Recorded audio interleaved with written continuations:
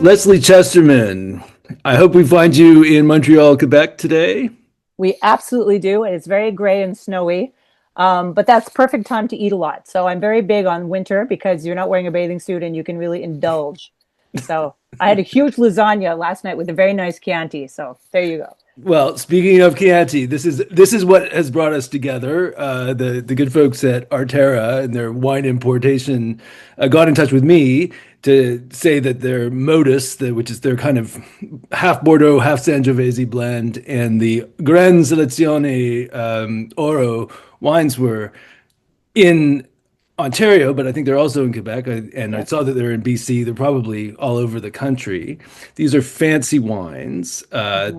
The Mondus, I think, is around $30, $35. The Oro is around $50. So Yeah. if you were gonna open one of these bottles, you'd want to have something good to eat with it, which is why they reintroduced me to you because we know each other and said, Right. "Hey, we have a recipe and some holiday tips from Lesley Chesterman. Would you like an interview?" And I said, "Yes, I would like an interview. It would be a great Right. excuse to catch up with you, Lesley." Absolutely. We had a And great dinner together with our mutual friend Laura Calder a couple of years ago in Toronto. So this is fun to correct. catch up. Yep. Absolutely. So, when I got in touch, I had the recipe that the wine people had given me, but you said, "Hey, well, what about my book?" And I remembered, yes, of course, you're writing this book with your partner Jean, which is Yes. all about pairing food to wine. And Yes. I'd say yes and a little bit no in the sense that I also think so we talk about pairing, but I think pairing has become this kind of, esoteric experience where a sommelier comes to your table in a restaurant and really finds the ultimate match of wine that will make your food sing. And I just wanted people to maybe familiarize themselves more with the different varietals of wine to be able to make smart choices without it being a very pinpointed pairing. I wanted people, as we say in French, to choose a wine grande ligne, that's something that would be generally very good instead of something that would be generally very bad. When I say bad, I mean with ill suited is more so the thing because it's a big topic, food and wine pairing. well, I know they talk about this certainly when people make decisions about wine, that the consumer is often very hesitant to make a mistake. So people will try for safe things. Is this about safe choices or just avoiding total disaster or It's there was an article recently by Eric Asimov in the New York Times, and he was talking about how he kind of no longer believed in food and wine pairings, and he had actually written a book that I found sadly in a remainder bin, that was about food and wine pairings. He wrote it with Florence Fabricant, and it's a very good book. No pictures, but it's a very good book. And I know what he means. That I think that I really do think it's the role of a sommelier to find the greatest pairings, but this book came to me when one day I was at a lobster shack, a place called Barnacle Billy's, I think, in Kennebunkport, Maine. And a couple next to me was eating steamed lobsters, and their wine was a Ravenswood Zinfandel. oh no. Now, yeah, you see, oh no. So the thing is that, we're looking at very delicate meat, very, delicate flavor with one of the most overwhelming, big, juicy wines you could find that's probably better suited to ribs. And I also remembered when I was young with a friend in a bistro here in Montreal called L'Express, is that we were both very young and inexperienced, and we both ordered steak frites. And he ordered a bottle of Entre deux Mers, which is, I believe, Sauvignon Semillon. I hope I'm right about that blend from Bordeaux that goes extremely well with oysters, Right. not that well with steak. So I just think it was a matter of lack of education in both circumstances, unless the Ravenswood people really just love Ravenswood's Infidel. But I just thought there were ways to give people some guidelines to choose within the families, but also when it comes to wine, just to get to know that a varietal like Sauvignon Blanc is very different than Chardonnay. And so what we tried to do was put kind of a character, we did a kind of what they call a Chinese portrait of the varietals to give people a feeling of what it was all about. And that was actually a lot easier with white varietals than red. because the white varietals are quite distinct, whereas the red have a tendency to sometimes be similar, especially as they age. For sure. And much more, maybe not, opportunity to fiddle with what the finished product's going to be in the bottle in the cellar, as opposed to what happens in the field. Yes, yes. And I think it was difficult even in this book. I have 3 recipes per chapter. So every book, every varietal is a chapter, and we chose the 12 most popular varietals to begin with, 6 white, 6 red. And when it came to choosing the recipes for the white wines, because the flavors are quite specific, something like a Gewürztraminer is so different than something like, let's say, a Chenin. I wouldn't say a Pinot Gris because sometimes there can be more similarities. So that was a lot easier than this kind of sea of red wines that you're like, well, ribs could go with Cabernet and ribs could go with Grenache, which is not in the book Grenache, but it could go with a Merlot or it could go, so it was a lot less distinct with the reds. But there are a lot of red drinkers out there, and red goes very well with food, so Okay, wine so goes very well with food in general. so the Ruffino people come to you. They've got two Mhm. wines, two very different wines. The Yes. Modus, again, I think in this is 21, it's got more Merlot than anything else, but also um, Cabernet and Sangiovese, but it's also got Barrique. There's oak in that wine. It's kind Yes. of what is now considered a kind of old-fashioned style, was Yep. not old-fashioned 40 years ago, but now it is. Whereas the Oro I felt was much cleaner in the fruit and just sort of dark cherry Sangiovese. So you came up with meatballs, Well, not just any meatballs. I mean, right? the thing is about when you go to very good Italian restaurants, they often will serve you meatballs on their own, polpette. And I think that the key with Chianti and the key with Sangiovese, really, the varietal behind Chianti, is that you really need something with tomato. And of course, meat also goes extremely well with everything that's Sangiovese. So I wanted to, when I did that chapter in the book about Sangiovese, I realized one thing, which is that Sangiovese on its own is not the most appealing wine. It's not a wine I want somebody to hand me at a cocktail party before dinner. Sangiovese, from what I learned, because one day I actually sat down and tasted 30 different Sangioveses one after another. I thought these are rough. I think somebody said to me that Sangiovese is the equivalent of an old peasant man with gnarly hands. And I'm like, okay. But they really come to life with food, and they really come to life, all Sangiovese based wines with tomato.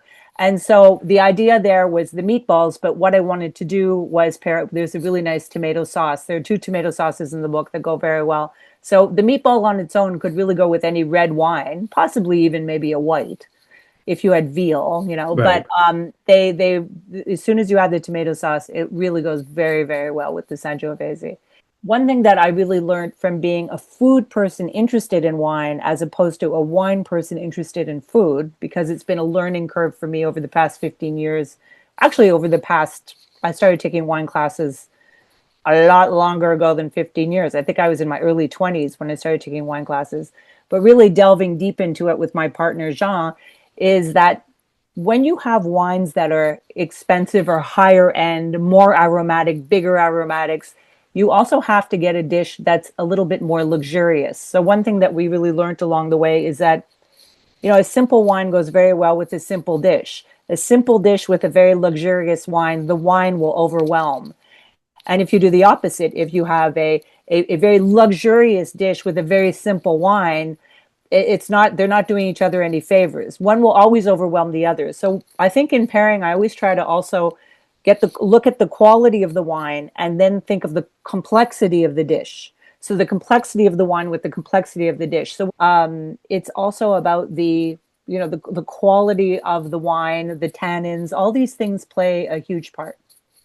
So your book, En Accord. So Mhm. this is, doing my best with the French. So, Yes, yes, yes, in excellent. agreement, or, Yes. or, or and is that the best translation in Uh, harmony and in agreement, exactly. En accord would be we're en accord is an agreement. We're on that call, which means we agree with each other. And I think the idea there is really to have the dish that agrees with the wine. Okay, but this is what I'm getting at. So cepage, I know this from being a wino, that those are wine grapes. Because my Yep. wife said, looked at the book and said, "Oh, this is a beautiful book. What's the story?" And she's like, "Recettes she got recipes, cepage." And then she said, "It pleased the bec." And I said, "Oh, Yep. that probably just means good things to eat or something." And then I Oh had to go no. look it up, and it doesn't mean that at all. It No, means no, no, a no. fight. Yes, it means a heated debate, a heated Right, debate. And it's funny because there are a lot of heated debates when it comes to wine. There are a lot of, I think the idea there was in the book, we have the wine seen by Jean as a wine writer, the wine seen by me as a food writer, then the profile of the wine, we talk about producers and so on, but then we have a debate. And the reason we have this debate, I think, was it was a great place to slide in a lot of cliches that we want to debunk or myths about wine that we want to debunk. So let's say I would say, we could talk about Oaky Chardonnay. Being an Anglo, I prefer a little bit more of it. I kind of like occasionally, not too oaky or not too butterscotchy, but right, the occasional California Chardonnay I find quite interesting. Whereas Jean is a Chablis man all the way. I right. mean, forget it. For him, Chardonnay just means Chablis. But I said, what about Meursault? What about Right. all these other? Let's not be ridiculous here. But so it really is about tastes, or we ended up talking a lot about how people don't like sweet wine. Riesling gets a bum rap because a lot of people will tell you, even in France, they'll say, well, Alsatian wines are all sweet. Or so it was really a place for us to debate, not just between each other, but to have a lot of debates about misconceptions in the wine world that I noticed being a food person, and then him trying to talk me down off the ledge. So I can get into trouble because Mhm. especially in Europe because I like to order the wine first and then figure out what I'm going to eat. Yep, And I not understand that. everybody agrees with this, and it's certainly against the principles of service in Italy or France, where how would you know what wine to order until you knew what you were going to eat? What do I need help or No, and in no? fact, I've now spent years with Jean where I'm looking at the menu and he is deep into the wine list. And then will actually say to him, well, let's just wait to see what we want to eat first. In fact, we recently went to dinner here in Montreal at L'Express, and we ended up ordering a rosé because we couldn't decide. It was a great rosé. It was Athanase de Berrieu's beautiful rosé, but we couldn't decide on a white. I wanted white. He wanted red. We went for rosé, which sounds crazy, but it actually went very well with steak because it was quite a meaty rosé. But that is absolutely the wine versus the food person. The wine people pick up the wine list, the food people pick up the menu, and then you've got to find a middle ground, and hopefully somebody gives in. But I do prefer finding the food first. I'm not somebody who's really going to order to go with the bottle of wine because there's such a great selection in restaurants here in Montreal that, if the first selection doesn't work out, you can go for the next. And I also really do like beginning my meal with white wine and then going to red. I do have a tendency to want two bottles of wine at dinner. That's why I really used to love half bottles. Half bottles were a big deal when I was a restaurant critic in the early days. And I'd always order a half bottle of white and a bottle of red, or a half and half. And now it's by the glass, which isn't I like the little half bottle, the label, this ceremony. And it doesn't exist anymore. But No. I do like beginning a meal with maybe a sparkling, uh, going to the white. I love white wine, and then having a beautiful red, and then I even like sweet wine. I love a Coteau de Leon. We mentioned the sweet wines with a couple of desserts in the book, and the sweet wines also get a bum rap, as many wines do, and nobody's really drinking them anymore. And I just think they're fantastic. I agree. We have to keep sweet wines alive. Yeah. There's a time and a place for them, and much like in your book, there's a time and place for all kinds of wines and different recipes. It's a beautiful book. Is there any Thank you. chance we'll see an English version? I haven't even. Most of my books have. My second book is being released in English in March. It's called The Montreal Cook, and this book I haven't even reached out to anybody to translate it yet because there's so much more text. So it makes, if it's just recipes, it's one thing, but when there's a lot of text. But I do think there are a lot of people out there who want to, I don't want to say learn more about wine, but who want to explore a little bit and have some solid recipes, because my recipes, some of them are a little fancy, but there's also meatloaf. There are a lot of things that are very simple, everyday food. And wine isn't always about occasion. I always say that wine will turn a two-dimensional meal into a three-dimensional meal, adding so many different aromatics.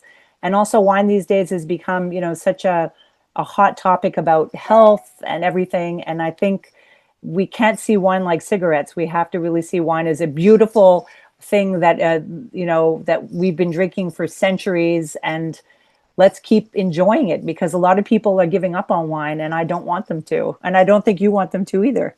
I do not. Nope. From your mouth to Dionysus's ears. Thank you, Lesley. This has been great. Thank you so much.